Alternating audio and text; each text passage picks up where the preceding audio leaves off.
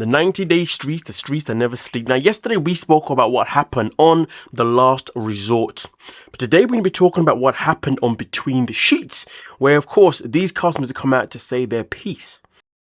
I'm so glad that Patrick stood up for me, but I wanted that when I was in the room. Yeah, of course. He doesn't want to, John think, oh my God, he's fighting for her. I was like, I bet you he just doesn't want to make John feel like he's choosing sides. Yeah. That is absolutely crazy. Absolutely moving mad. So you're telling me that Patrick has got the ability to have an opinion on every single other person's relationship in terms of how those husbands behave, how those wives behaves, but when it comes to his relationship, he can't even stand up for his own wife because he's afraid of Big Brother. He's afraid of how John's gonna react. He's afraid of hurting John's feelings. Huh? Excuse me, ladies and gentlemen, but his number one priority should be how his wife feels. I'm happy that she at least addressed the fact that it would be nice for him to defend her when she's actually in the room. But what I would like Tice to actually address more than ever is, how does it make you feel knowing that you are married to a man, well, soon to be your ex-husband, but you're married to a man who doesn't want to defend you when you're being disrespected by his brother? The fact that John is the problem, John is the one that came in guns blazing, disrespecting your wife, gives you every right to say, hold on a minute, who the hell do you think you are? But instead of doing that, he wants to just be moving mad because he's too afraid to what? He's too afraid that Big Bro may think that you're defending her over him. Damn freaking right he needs to know that you're defending your wife over him. Because maybe if he knows that you've got the... Maybe if he knows that you're the type of man that's going to defend his wife and his wife is disrespected, maybe he would understand that, hey, you know what? I shouldn't be doing this. But let's continue, folks. I feel it's like, it looks like his brother bully him. Yeah. That he's afraid of him. Outspoken about all our businesses. Yes. He's learning it from his brother. He gets so small around his brother. Yeah. Yeah. Gets so small around his brother. I really hope when the tell comes that these cast members, the host, they put him on blast. They say to him, why is it you become so small when your brother's here? But when your brother's not here, you have an opinion about every single one of us. So what, do you project the fact that your brother bullies you? So when he's not here, you project it onto us? So therefore you now want to instigate and bully our relationships? Is that what it is? Nothing but utterly pathetic. Pathetic. But listen, folks, what I gotta know from you lovely folks is this.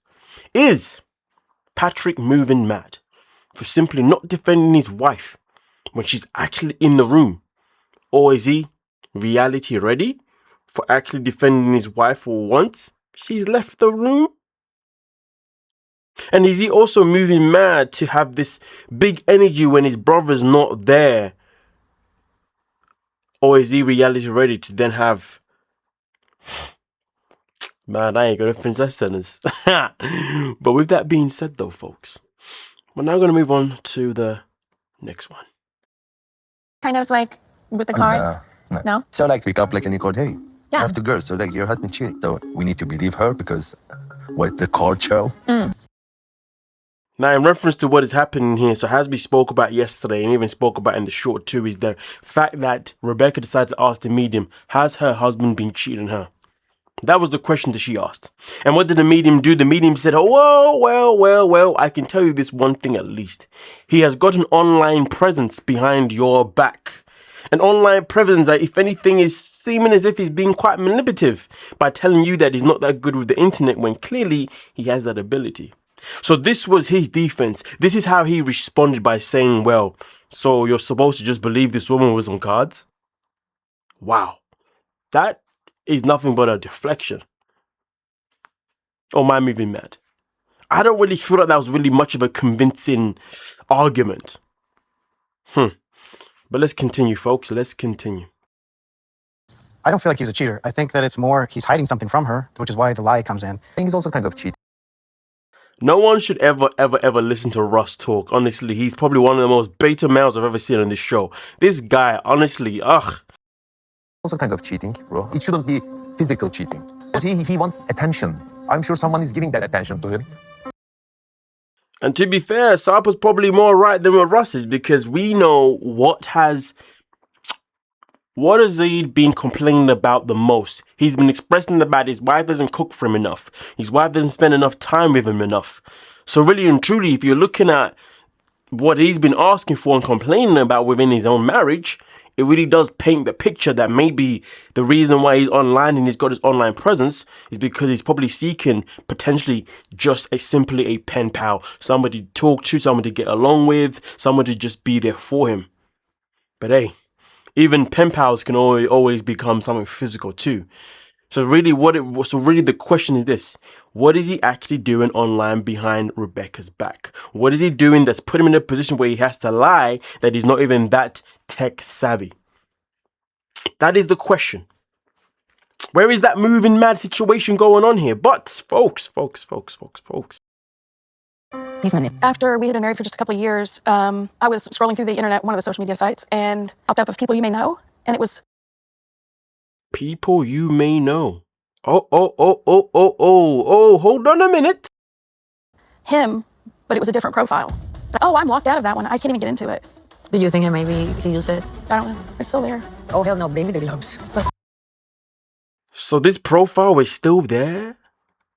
You know, so if Rebecca had expressed these things in the past, or maybe she hasn't, went over my head, I don't know, but it explains a lot more, obviously, due to her own insecurities regarding, obviously, her husband. Because there's obviously been activities that she's caught him doing here, there, and everywhere. And as we know, when somebody doesn't want to lose somebody, people can then start to make their own justifications of the fact this information may not be true, even though they then continuously keep moving very paranoid. More of the point is that Rebecca's obviously been knowing this, so therefore she could have walked away from this relationship this whole time, but rather than walking away, she'd rather stay in it and continuously try and see if she can find any evidence against him. That's a lot of energy and that's a lot of work. So here's the thing: if he is cheating on her, if he has been cheating her back to back, well, really and truly, the only person that she can really blame apart from him is also herself. Why? Because she's the one that had decided to still stick around regardless. Why are you sticking around if you know and you feel that this man has been doing the dirty behind your back all this time?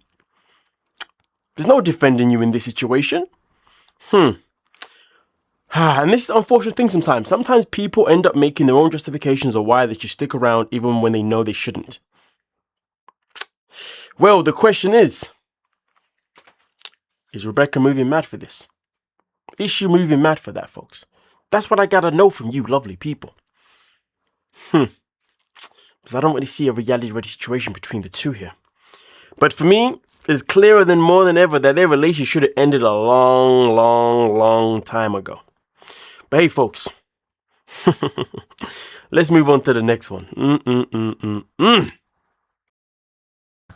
Sometimes I feel that she is difficult. Yeah. Take accountability for it. He is right now taking some actions. He is going and spending. Let's just let this sink in. So Sarper right now, the last time we spoke about him yesterday, of course, in the episode, we saw that this man was definitely, in my opinion, prioritizing the group over prioritizing his marriage.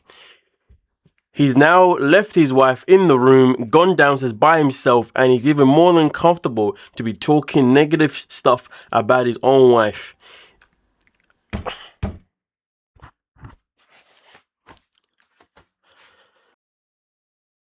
Spending time with them. So it's kind of a ultimatum to her. Whatever I say, otherwise I will go and be with them.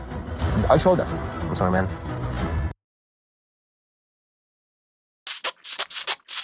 I do apologize. I do that sometimes when I'm just like, ugh. I spoke about this yesterday, folks, and I said this to you then, I say it to you again now. This man is not a man in any shape or form that can ever give any woman the type of reassurance that she needs. I don't give a damn about what Shekinah's characters are like. The matter of the fact is, this is a man that we know before had a very lack of relationship history. And it'd be very different if I could tell you and say that at least he's trying to do the right thing. At least he's trying to make things better for his wife. At least he's trying to create a space where she feels loved, where she feels cared for, where she feels thought about, where she doesn't feel forgotten, where she doesn't feel lonely, where she doesn't feel like as if her husband is caring more about somebody else rather than her. He has never done none of those traits ever. Never laid any one of those things out. But at the same time, though, Shekinah is the one that still decided to be with this man, knowing that this man lacks the ability to actually know how to actually be in a relationship properly, or to actually know how to at least learn to do things that are needed to make sure your wife is reassured. So the situation here is that, one, this guy is always favoring moving mad because he thinks an ultimatum is something that is a good thing. Oh, so, I left her in the room to go and basically talk about my wife to other people, but at the same time, I left her to show her that I was being serious, that if she doesn't do what I want, well then guess what, I'm just going to leave her. Bonkers. Literally bonkers, when literally that's the opposite to what you should be doing. Do you see what I'm saying?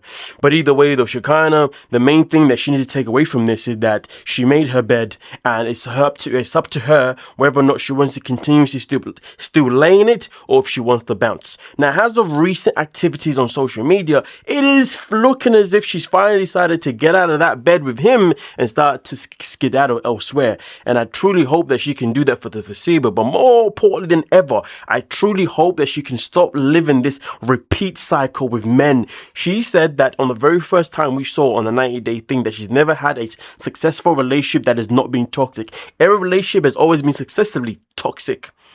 And yet she's doing it to herself time and time and time again. Yesterday he said to her, well, it's your choice that you want to be sad. But you know what though? It's actually her choice that she chose to pick another man that was no good for her. But that again though, still does not excuse this waste man, this piece of work. Honestly, the fact that people are actually in a position where they look at this man now and be like, he's not so bad. I'm like, what do you mean? When he doesn't get his own way, he gives ultimatums. When he doesn't get his own way, he threatens to leave. When he doesn't get his own way, he uses slurs towards his own freaking wife. When he doesn't get his own way, he won't even defend his wife against other people. There's nothing good about this man named in any shape or form. And even if you try to have a conversation with this guy, haven't you noticed he has to make a joke about everything? Why? Because he is a joke. It's as simple as 1, 2, 3. Somebody tell me, who would actually want to be in a relationship with somebody that has his mentality? That's what I want to know. The same way, why would anyone want to be in the same way? Why would anyone want to be in a relationship with somebody that's the same type of mentality?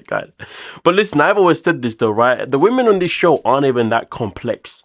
They're really not.